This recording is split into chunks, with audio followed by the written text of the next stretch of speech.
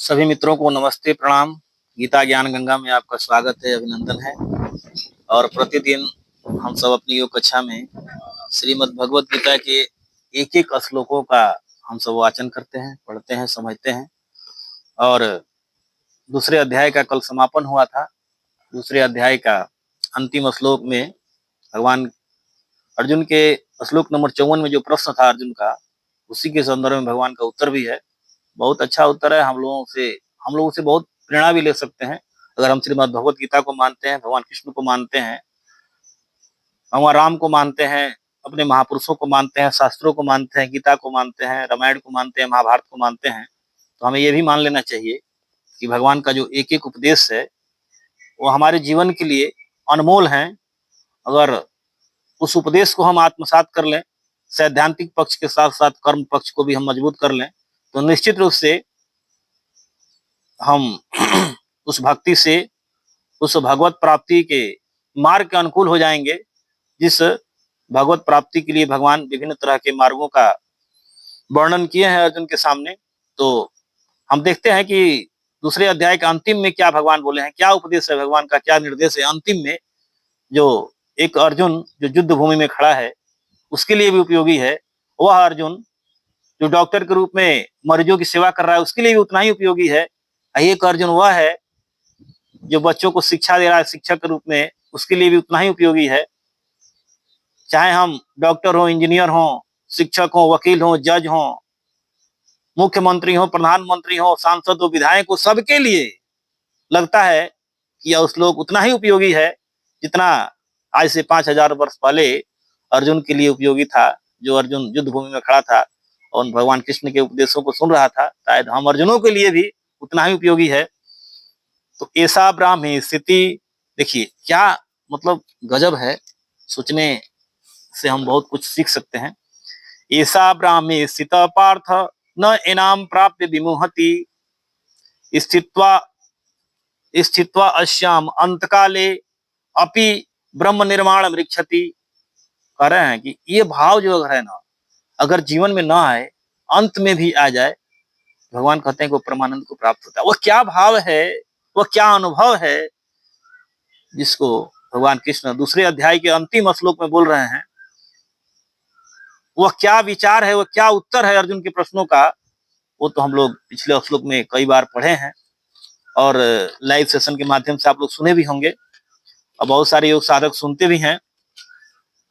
और वो प्रश्न था आपके, अर्जुन का प्रश्न था, एकदम समझिए एक साधारण प्रश्न था, आम आदमी की जैसा अर्जुन भगवान कृष्ण से प्रश्नों को पूछ रहे हैं और भगवान ऐसे जवाब दे रहे हैं जैसे हम प्रतिपल उस घटनाओं में जी रहे हैं, उस घटनाओं को हम आत्मसात कर रहे हैं। लेकिन थोड़ा सा अगर भान हो जाए हमें कि हमें इस कार्य को कैसे करना चाहिए, चाहे हम पेशे से कुछ भी हो, लेकिन हमारे कर्मों में कुशलता कैसे आएगी, हम कैसे अपने कर्मों में दक्ष हो पाएंगे, कुशल हो पाएंगे, लौकिक दृष्टि से और परलौकिक दृष्टि से भी, दोनों दृष्टिकोण से हमारे कर्मों में कैसे कुशलता आएगी, शायद इसी संदर्भ में भगवान का जवाब है। अर्जुन का प्रश्न है।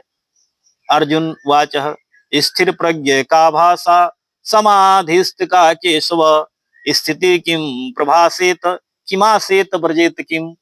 देखिए अर्जुन का ये प्रश्न है कि स्थिर बुद्धि पुरुष कैसे बोलता है, कैसे बैठता है, कैसे स्थिर बुद्धि आप किसको मानते हैं? जो अपने कर्मों पर फोकस किया है। चाहे विद्यार्थी के लिए भी उतना ही उपयोगी है। विद्यार्थी अगर अपने अध्ययन पर फोकस करता है तो आज गीता उस विद्यार्थी के लिए भी उतना ही उपयोगी है, क्योंकि उसकी बुद्धि स्थिर है। स्थिर बुद्धि की यहाँ बात हो रही है। स्थिर बुद्धि कहाँ है? अपने कर्मों पर है। जैसे एक चिकित्सक है, उसकी बुद्धि स्थिर कहाँ है? अपने मरीजों पर। व्यापारी की अपने व्यापार में, इस तरह से वैज्ञानिक के अपने शोध में। तो विभिन्न तरह से पेशे से जुड़े हुए लोगों के लिए उसकी बुद्धि की स्थिरता अपने कर्मों की तरफ होगी तो निश्चित रूप से वो ब्राह्मी स्थिति को प्राप्त होगा। जिस ब्राह्मी स्थिति का वर्णन भगवान दूसरे अध्याय के अंतिम श्लोक में किया है कि व्यक्ति ब्राह्मी स्थिति को प्राप्त करता है, तो निश्चित रूप से कर्मों में अगर कुशलता आएगी तो हम ब्राह्मी स्थिति को प्राप्त करेंगे, भगवान को प्राप्त करेंगे। क्योंकि गीता का एक आसियत कर्म ही मेरा धर्म है। हम कर्म को कितने प्रामाणिकता के साथ करते हैं। तो अगर हमारे कर्मों में प्रामाणिकता है तो हम ब्राह्मी स्थिति को प्राप्त कर रहे हैं, यानी उस भगवत तत्व के साथ हम जुड़ गए हैं। हमें अलग से कुछ करने की जरूरत नहीं है, अपने कर्मों से ही हम सिद्धि को प्राप्त कर सकते हैं। ये भी भगवान का उद्देश्य है। तो भगवान का क्या कहना है, आइए अलग अलग अर्थों का व्याख्या करना तो थोड़ा सा लंबा हो जाएगा वीडियो, लेकिन थोड़ा थोड़ा हम लोग उस पर जिक्र करते जाएंगे। श्री भगवान वाचा, भगवान का क्या जवाब है।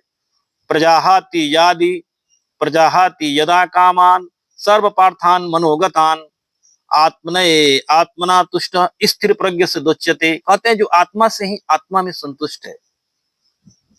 हम क्या होते हैं, हम संसार के प्रति कभी मोहित हो जाते हैं, या धन दौलत पराई चीजों को देख करके कभी हम मोहित हो जाते हैं। तो भगवान कहते हैं कि वो आत्मा में ही आत्मा से ही आत्मा में संतुष्ट रहता हो। और ऐसा नहीं है कि कामनाओं का त्याग कर चुका। आप सुनेंगे कि भगवान कहते हैं कि जो समस्त कामनाओं का त्याग कर चुका, ऐसा नहीं है। हमारी कामना भी कैसी है, सात्विक है, राजस है या तामस है, उसके विषय में भी अगले श्लोक में चर्चा होगी कि हमारी कामना कैसी है। भगवान कहते हैं कि जो समस्त कामनाओं का त्याग कर चुका हो और आत्मा से ही आत्मा में संतुष्ट हो। ये पहला भगवान का जो उत्तर का ये पहला श्लोक है। अब देखिए, दुखेसु अनुदिग्न मना सुखेसु विगत स्पृहा, जो दुख में उद्वेगित न हो। देखिए थोड़ा सा भी अगर दुख होता है ना तो व्यक्ति उद्वेगित हो जाता है। अब देखते हैं छोटी छोटी घटनाएं। अभी लाइट है, थोड़ा सा लाइट चला जाए तो हम लोग कैसे